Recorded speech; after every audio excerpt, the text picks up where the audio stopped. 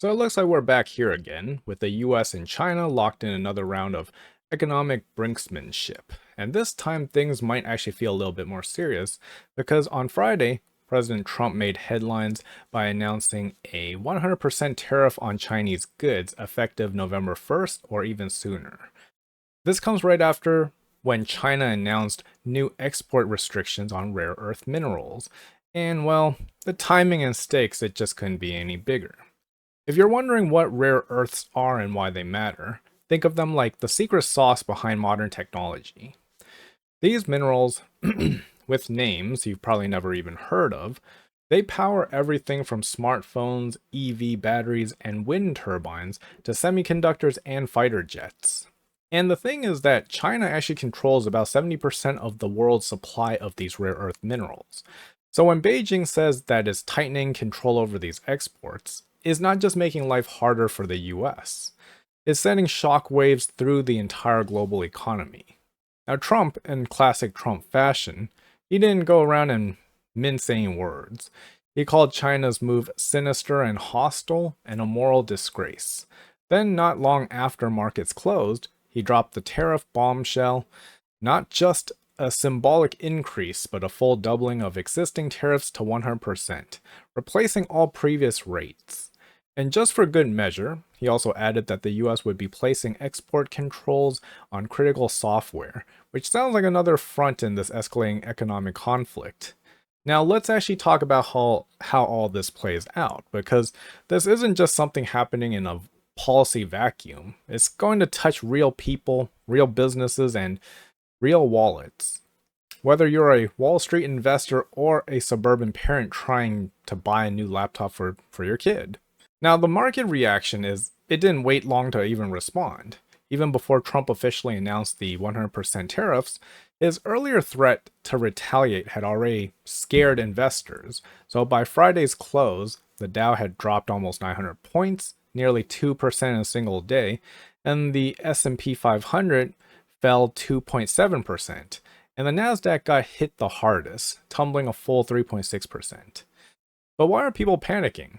It's because investors hate uncertainty, and this move adds a whole lot of it. Higher tariffs on Chinese goods. You all know what that means. It means higher costs for us, but also for companies. It means higher costs for technology firms and manufacturers, lower profits for them. And again, that's going to trickle down to the consumer. It also raises the threat of a wider trade war or worse, a global economic slowdown. So adding concerns about inflation and interest rates, well, you've got a recipe for market chaos. So what does this mean for our economy? What does a 100% tariff actually mean? Essentially, it doubles the price of imported Chinese goods, at least from the perspective of the companies buying them. That cost, again, it doesn't just magically get eaten up or vanish.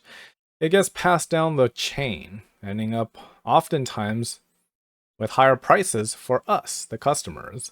So think about electronics, home appliances, solar panels, auto parts. If you are planning to upgrade your phone, buy a new laptop, or invest in an EV, you might actually want to do it sooner than later. Because as tariffs ripple through supply chains, prices on imported goods, they tend to go up. And so do production costs for American companies that rely on Chinese-made components. This can also increase inflation at a time when prices are already higher than most people would like. The Fed has spent months trying to cool inflation with interest rate hikes, and this kind of trade move could make that job a lot harder.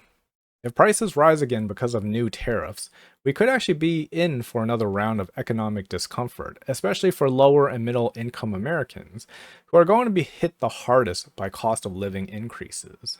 Now, what's the impact on businesses and on jobs? Because not every single industry gets hit the same way. American manufacturers that compete with Chinese imports could actually see a boost in demand, at least on paper. But most businesses, they don't operate in a vacuum. Even US-based manufacturers, they often depend on Chinese parts or raw materials. And again, if their costs go up because of tariffs, they either have to absorb those costs, which hurt their profit margin, most likely they don't, or they raise prices, which again hurt the customer, which is us. For farmers, the situation is already pretty rough because China has halted soybean purchases from American producers, which is a move that echoes back to the trade war in Trump's first term. For the agricultural sector, which relies heavily on exports to China, this is a direct hit. Less demand means lower prices, which in turn means less income for rural economies that are already under a lot of pressure. And when they start feeling the pinch, whether from rising input costs or falling demand, they tend to cut costs wherever they can. This means slower hiring, reduced investment, or even job cuts, particularly in industries most exposed to global trade. And you know what that means. Less economic activity could lead to recession. For everyday Americans, what does this actually mean for the regular folks, like you and me? In the short term, the average person might not actually feel any impact right away, but eventually it's going to trickle down. Prices could rise on the goods that you rely on, especially technology and consumer electronics. If inflation picks up again, that affects interest rates, mortgage costs, and even your credit card. And if the stock market continues to dip, people saving for retirement or college through investment accounts could also take a hit. So the uncertainty in the global market, it tends to shake consumer confidence. People tend to get more cautious, and then maybe they delay a big purchase or two, maybe they cancel a vacation or three, or they put off home renovations like that kitchen that they've always been wanting. And that slowdown in spending can further dampen growth, creating a bit of a self-fulfilling prophecy. Now, how does this actually affect things globally? Because we can't forget the global picture. When the world's two largest economies are at odds, the entire system starts wobbling and hobbling around. So countries in Europe, Asia, and beyond that, many of whom are caught between US and China tensions, they could see their own supply chains get disrupted. Many rely on semiconductors or raw materials that move between the US and China. And when those pipelines get clogged, basically everyone around the world suffers. In the long term, these moves could actually accelerate decoupling and companies pulling operations out of China and looking elsewhere. That sounds good in theory, maybe for US domestic manufacturers or US domestic companies, but it's not actually that easy. And it takes years to build new supply chains. In the meantime, there's going to be a lot of economic whiplash that we're all going to have to deal with. So the politics behind this, from a political standpoint, Trump's move actually plays very well with parts of his base that sees China as a threat. It's a message of strength, sovereignty, and defending American industries. So with all that being said, this is actually a little bit different from my regular videos, as my regular viewers might know. But I just wanted to update you a bit on a little bit of economic news and things that are probably going to affect us in the long run or maybe even the short run.